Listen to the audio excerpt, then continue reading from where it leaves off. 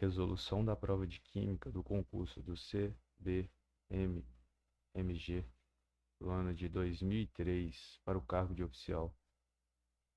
Questão 51. O dióxido de enxofre é um composto cujas moléculas contêm um átomo de enxofre e 2 átomos de oxigênio.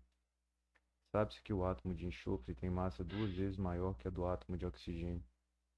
Considerando essas informações, é correto afirmar que o percentual em massa de oxigênio e enxofre no dióxido de enxofre é, respectivamente. Antes de iniciar as operações, gostaria de mostrar uma coisa. Vamos dar um exemplo. Uma molécula de água pode ser representada assim.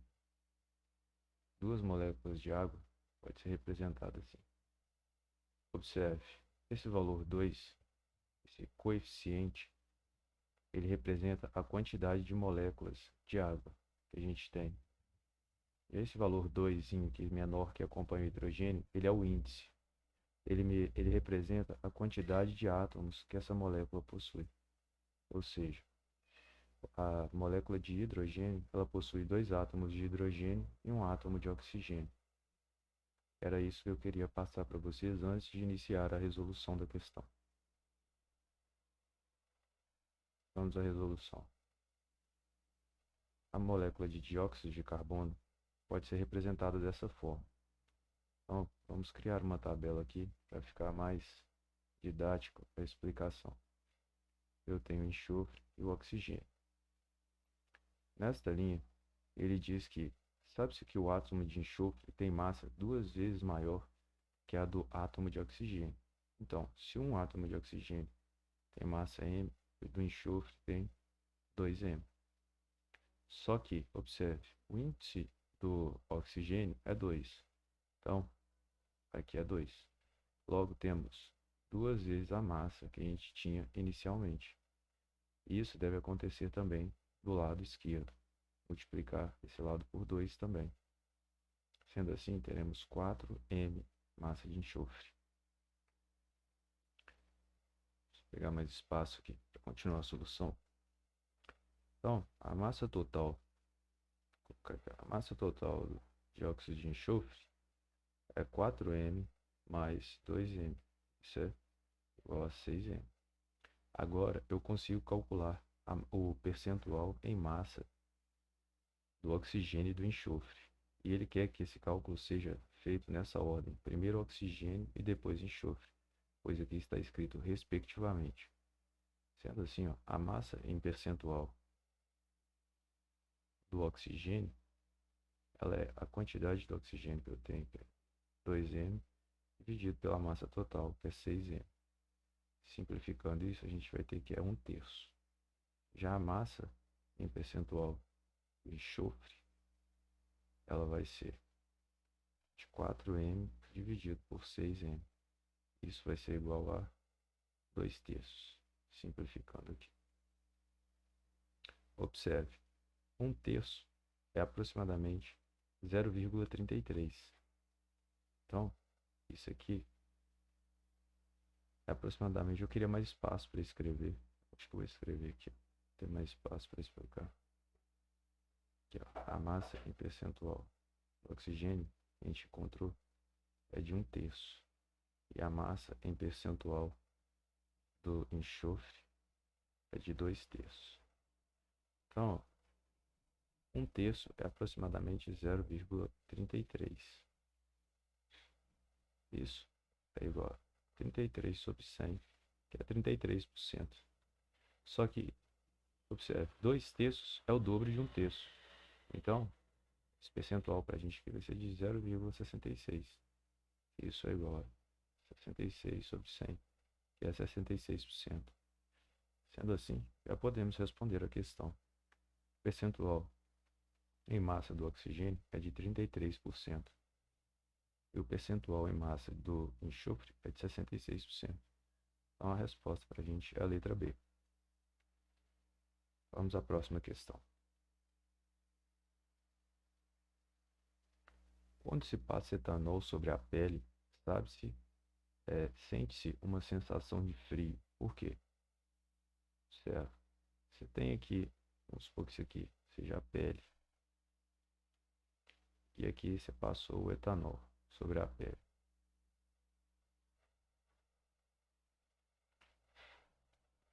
O que acontece? O etanol, ele tem uma alta pressão de vapor. Isso quer dizer o quê? Que a temperatura dele, por exemplo, é em 1 atmosfera, ele entrar em ebulição. O que é entrar em ebulição? É quando a pressão de vapor iguala-se à pressão atmosférica. Para o etanol, por exemplo, vamos comparar ele à água. A água, para ela entrar em ebulição, ela entra a 100 graus Celsius, a condições normais de temperatura e pressão. O etanol, por ele ter uma alta pressão de vapor, ele entraria em ebulição em temperaturas menores. Ou seja, a temperatura da pele aqui, ó, foi suficiente para fazer com que ele entrasse em ebulição. Ou seja, ele evaporasse. E o que acontece nesse processo de evaporação? Ele precisa estar recebendo calor de alguém. Está recebendo calor da pele. Dessa forma, ele vai conseguir evaporar, passar da sua forma líquida para a forma gás. Só que esse processo, ele acontece de que forma? Ele é um processo endotérmico ou um processo exotérmico? O processo endo, esse prefixo endo, significa para dentro. Exo significa para fora. Então, se ele está absorvendo calor, quer dizer que esse processo tem que ser um processo endotérmico. O que seria um processo exotérmico? Processo exotérmico seria o processo de queima. Por exemplo, você tem pedaços de madeira aqui, você coloca fogo nele, ele vai irradiar calor em todas as direções. Ou seja, esse é um exemplo de um processo exotérmico.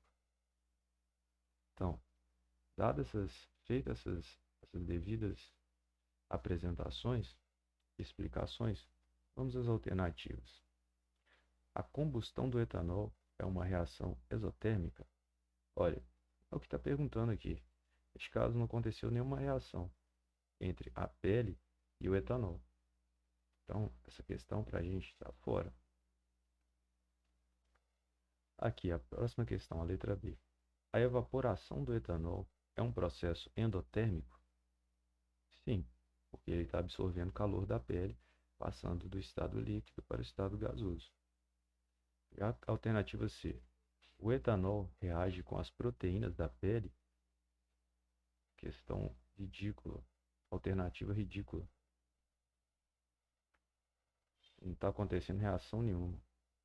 O etanol sublima em contato com a pele? Falso também. Mas o que é sublimar? Sublimar é passar do estado sólido direto para o estado gasoso. Neste caso, o etanol ele apresenta-se no estado líquido.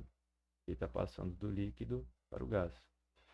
Aqui, um exemplo de uma coisa que sublima, um exemplo que eu posso dar de sublimação, é aquelas pedrinhas de naftalina, não sei se vocês já viram. Ela passa direto, você coloca ela dentro do guarda-roupa, depois, passado algum tempo, você vai lá, a pedrinha de naftalina sumiu. O que aconteceu? Ela estava no seu estado sólido. Ela passou direto para o estado gasoso. Isso é sublimar. Passagem do estado sólido direto para o estado gasoso. Então, a resposta para a gente dessa alternativa é a letra B. Vamos à próxima questão. Questão 53.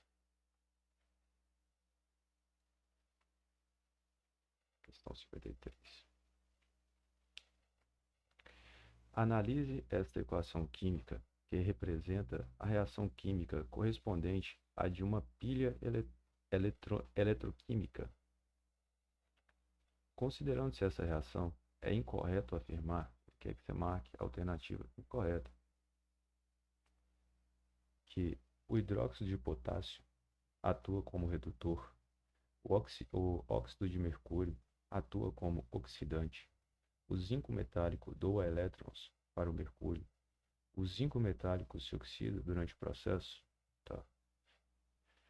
Olha, aqui a gente tem o zinco. Substância simples tem NOx igual a zero. Isso vai ocorrer também aqui com o mercúrio. O NOx do hidrogênio é mais 1. O do oxigênio é menos 2. E do potássio é mais 1. O que acontece? O somatório total aqui, ó, dos NOx dessa substância tem que ser igual a zero. Pois, observe, quando eu somo 1 mais 1 menos 2, vai dar zero.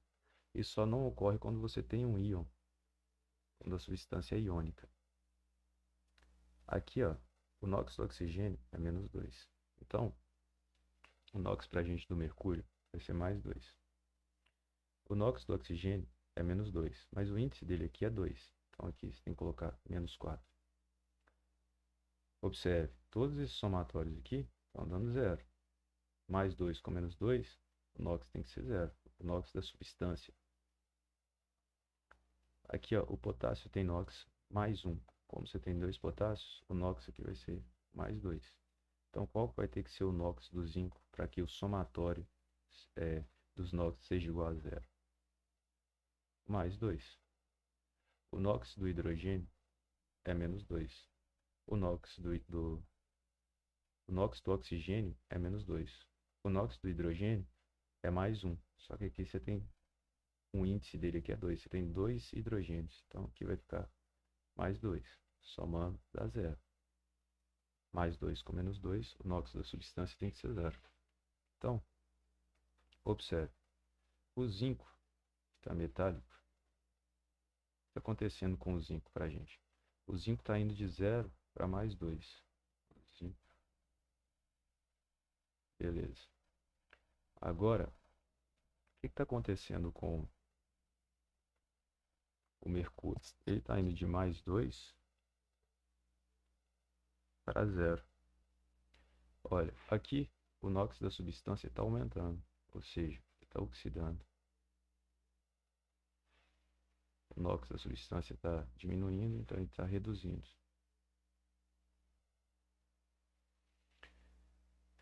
Quem oxida, ele é o agente redutor. É ele quem induz a redução. Quem está reduzindo é o agente que provoca a oxidação. Você tem que observar. Então, vamos às alternativas. Ele fala que o hidróxido de potássio atua como redutor. Já está fora, né? Se é incorreta, já achamos ela. Quem atua como redutor? Quem atua como redutor aqui pra gente vai ser quem está oxidando. No caso aqui vai ser o composto zinco, né? Então vamos só observar ler as outras alternativas para ver o que elas estão dizendo, para ver se é verdadeiro. O óxido de mercúrio atua como oxidante. Olha, o mercúrio ele está reduzindo. Se ele está reduzindo, ele atua como agente oxidante. Então, o óxido de mercúrio é o agente oxidante. Verdadeiro. O zinco metálico doa elétrons para o mercúrio. Sim. Por quê? Ele está oxidando e o mercúrio está reduzindo, está doando elétrons. O zinco metálico se oxida durante o processo. O zinco metálico está aqui, essa equação aqui. Ele está se oxidando, sim, durante o processo. Então, alternativa verdadeira. Então, como ele queria incorreta, essa alternativa será a letra A. Vamos ao próximo exercício. Entre os seguintes processos em situação de equilíbrio termodinâmico, nada mais é do que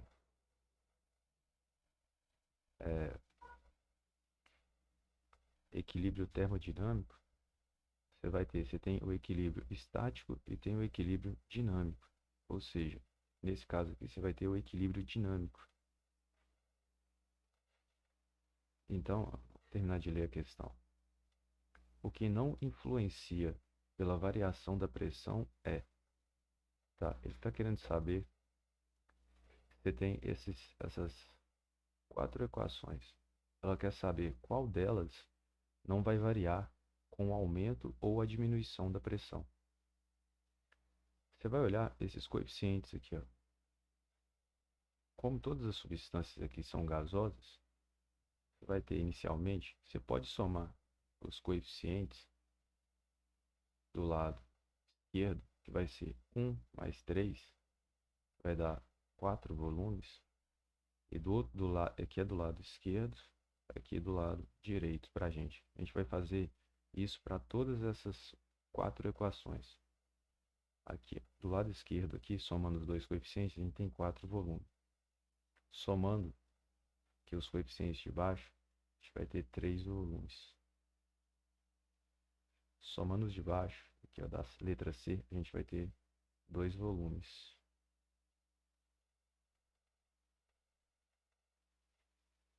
Somando de baixo aqui, a gente vai ter 4 volumes da alternativa D. Agora, do lado direito, aqui a gente tem alternativa A, 2 volumes, alternativa B, 2 volumes, alternativa C, 2 volumes e alternativa C, 5 volumes. O que acontece aqui, gente? Vocês têm que observar.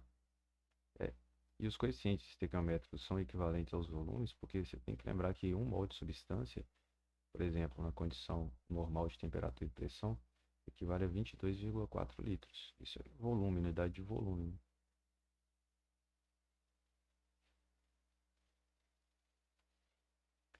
Então, ó, dentre essas alternativas, aquela que não vai ser influenciada pela variação da pressão, vai ser aquela que possui volumes do lado esquerdo igual ao volume do lado direito.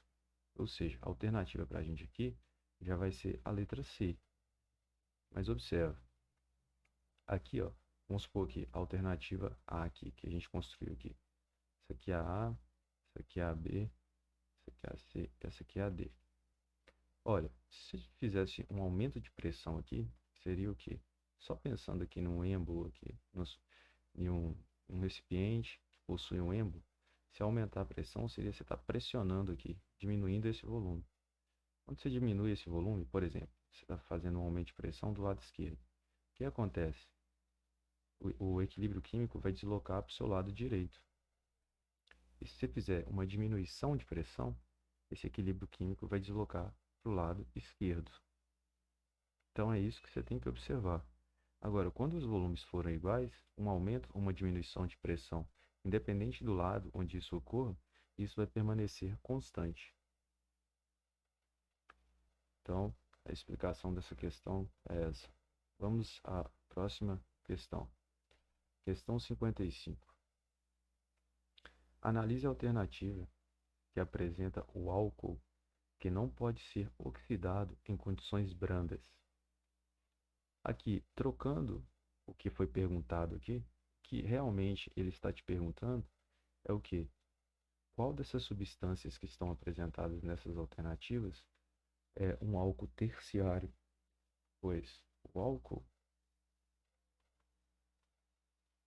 terciário, esse álcool ele não pode sofrer oxidações. O que é oxidação aqui? É só se você trocar o hidrogênio pelo oxigênio. Ou seja, você tem que observar. Observe essa primeira alternativa. Você tem o carbono ligado à hidroxila, ligado a CH3, CH3, CH3. Esse carbono que está ligado à hidroxila, é ele quem sofre a oxidação. Sendo assim, olha, você tem 3 radicais aqui, ó, distintos ligados a ele, a esse carbono. Ou seja, neste caso aqui, ele não vai poder mais sofrer oxidações. Porque não tem nenhum hidrogênio ligado ao carbono da hidroxila para que você possa fazer a troca do hidrogênio pelo oxigênio. Mas olha, então a alternativa para a gente é a letra A. Mas observe só a letra B aqui. Você tem o carbono ligado ao CH3, CH3, CH3. E aqui, ó, você vai ter um carbono ligado a hidrogênio, ligado a hidrogênio, ligado a hidroxila. Este carbono para a gente aqui, é ele que vai sofrer oxidação. Neste caso, este carbono que está ligado à hidroxila, ele tem dois hidrogênios. Logo, ele é possível você oxidar ele, fazer a troca do hidrogênio pelo oxigênio. Mas isso não ocorre, observe, na alternativa A, pois esse carbono que está ligado à hidroxila, ele não possui hidrogênios ligados a ele. Sendo assim, ele é um álcool terciário. Ele não pode sofrer oxidação.